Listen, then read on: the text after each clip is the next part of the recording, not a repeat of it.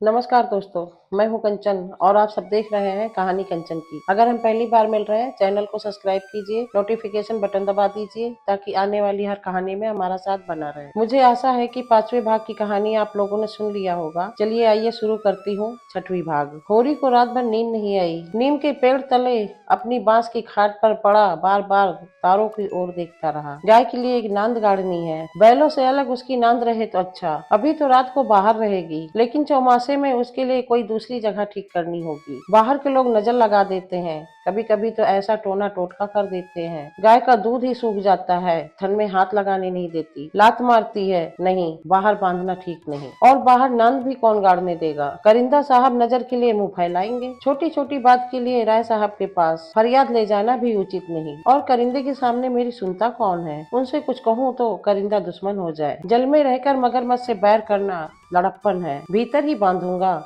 आंगन है तो छोटा सा, लेकिन एक मड़ैया डाल देने से काम चल जाएगा। अभी पहला बयान है, 5 शेर से क्या कम दूध देगी। शेर भर तो गोबर को दूध चाहिए। रुपया दूध देखकर कैसे ललचाती है। अभी पिए चाहे जितना, 2-4 शेर मालिकों को भी दे आया करूंगा। करिंदा साहब की पूजा भी करनी होगी और भोला का रुपया भी दे देना चाहिए। सगाई के ढकोसले में उसे क्यों डालूं। जो आदमी अपने ऊपर इतना विश्वास करे उससे दगा करना नीचता है। 80 रुपए की गाय मेरे विश्वास पर दे दी। नहीं, यहाँ तो कोई एक पैसे को नहीं पतियाता।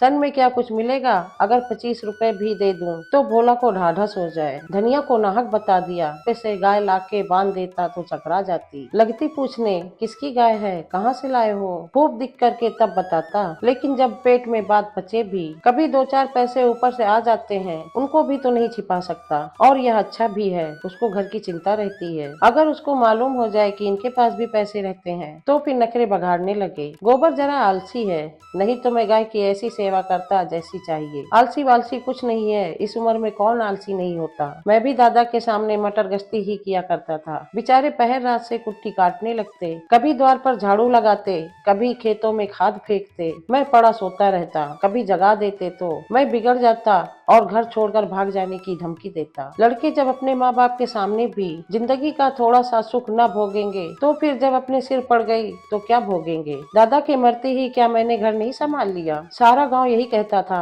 होरी घर बर्बाद कर देगा। लेकिन सिर पर बोझ पड़ते ही मैंने ऐसा चोला बदला कि लोग देखते रह गए। शोभा और हीरा अब अलग ही हो गए। नहीं, आज इस घर की और ही बात होती। तीनों हल एक साथ चलते, अब अलग अलग चलते हैं। बस समय का फेर है। धनिया का क्या दोष था। बेचारी जब से घर में आई कभी आराम से न बैठी। डोली से उतरते ही सारा काम सिर पर उठा लिया। अम्मा को पान की तरह फेरती रहती। जिसने घर के पीछे अपने को मिटा दिया। देवरानियों से काम करने को कहती तो क्या बुरा कहती थी। आखिर उसे भी तो कुछ आराम मिलना चाहिए। लेकिन भाग में आराम लिखा हो तब तो मिलता। तब देवरों के लिए मरती थी, अब अपने बच्चों के लिए मरती है। वह इतनी सीधी गमखोर निर्छल न होती तो आज शोभा और हीरा जो मोछों पर ताव देकर फिरते हैं कहीं भीख मांगते होते। आदमी कितना स्वार्थी हो जाता है, जिसके लिए लड़ो वही जान का दुश्मन बन जाता है। होरी ने फिर पूर्व की ओर देखा, शायद भिनसार हो रहा है। गोबर काहे जगने लगा। नहीं, कहकर तो यही सोया था कि मैं अंधेरे चला जाऊंगा, जाकर नांद गाड़ दूं।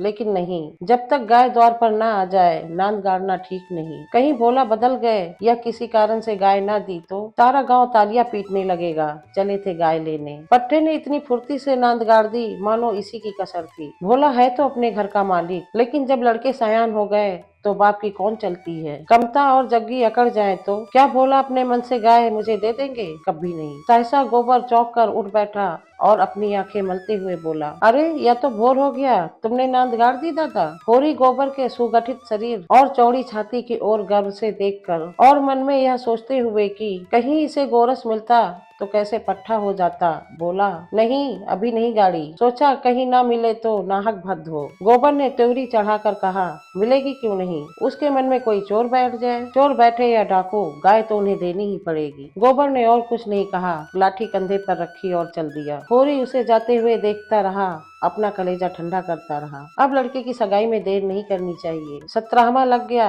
मगर कैसे करे। कहीं पैसे के भी तो दर्शन हो। जब से तीनों भाइयों में अलगौजा हो गया, घर की साख जाती रही। महतो लड़का देखने आते हैं, पर घर की दशा देखकर मुंह फीका कर कर चले जाते हैं। 2-1 राजी भी हुए तो रुपया मांगते हैं। 200-300 लड़की का दाम चुकाएं और इतना ही ऊपर से खर्च करें, जब जाकर ब्याह हो।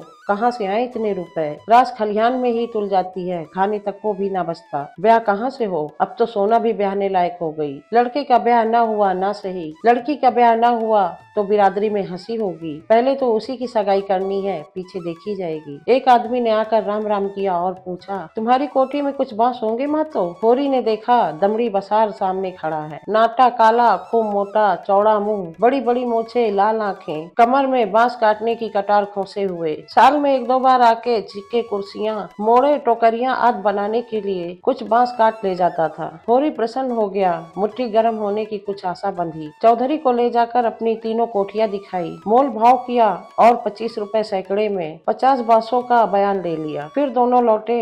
होरी ने उसे चिलम पिलाया, जलपान कराया और तब रहस्यमय भाव से बोला, मेरे बांस कभी 30 रुपए से कम में नहीं जाते, लेकिन तुम घर के आदमी हो, तुमसे क्या मोल भाव करता? तुम्हारा वह लड़का जिसकी सगाई हुई थी अभी परदेश से लौटा या नहीं? चौधरी ने चिलम का दम लगाकर खांसते हुए कहा, उस लौंडे के पीछे तो मर मिटा महतो। जवान बहू घर में बैठी थी और वह बिरादरी की दूसरी औरत के साथ परदेश में मौज करने चल दिया। बहू भी दूसरे के साथ निकल गई। बड़ी नाकिस जात है महतो, किसी की नहीं होती। कितना समझाया कि तू जो चाहे खा, जो चाहे पहन, मेरी नाक न कटवा। मुद्दा कौन सुनता है? औरत को भगवान सब कुछ दे, रूप न दे, नहीं वह काबू में नहीं रहती। कोठियां तो बट गई होंगी। होरी ने आकाश की ओर देखा और मानो उसकी महानता में उड़ता हुआ बोला, सब कुछ बट गया चौधरी। जिनको लड़कों की तरह पाला पोसा वो अब बराबर के हिस्सेदार हैं, लेकिन भाई के हिस्सा खाने की अपनी नियत नहीं है। इधर तुमसे रुपया मिलेंगे, उधर दोनों भाइयों में बांट दूंगा। 4 दिन की जिंदगी में क्यों किसी से छल कपट करूं? नहीं कह दूं 20 रुपए सैकड़े में बेचे हैं तो उन्हें क्या पता लगेगा? तुम उनसे कहने थोड़ी जाओगे। तुम्हें तो मैंने अपना बराबर भाई समझा है। व्यवहार में हम भाई के अर्थ का कितना दुरुपयोग करें, लेकिन उनकी भावना में जो पवित्रता है वह हमारी कालमा से कभी मलिन नहीं होती। होरी ने अप्रत्यक्ष रूप से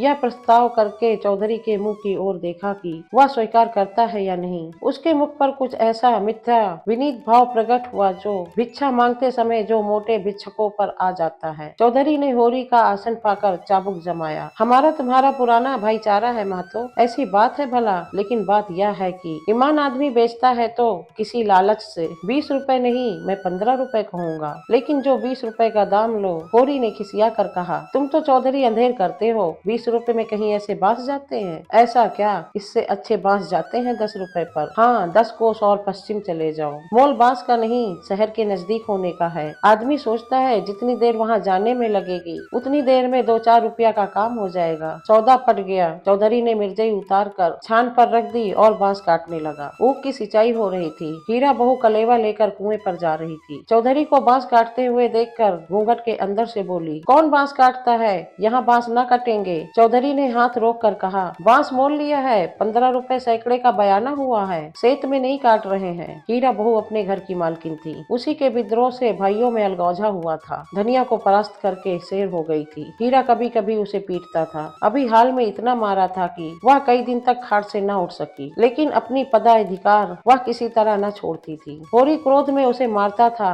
लेकिन चलता था उसी की सारे पर, उस घोड़े की भांत जो कभी कभी स्वामी को लात मार कर भी उसी के आसन के नीचे चलता है। कलेवे की टोकरी नीचे उतार कर बोली, 15 रुपए में हमारे बांस न जावेंगे। हेलो दोस्तों, अब मैं कहानी समाप्त करती हूँ। इसके आगे की कहानी 7वें भाग में सुनाऊंगी। धन्यवाद।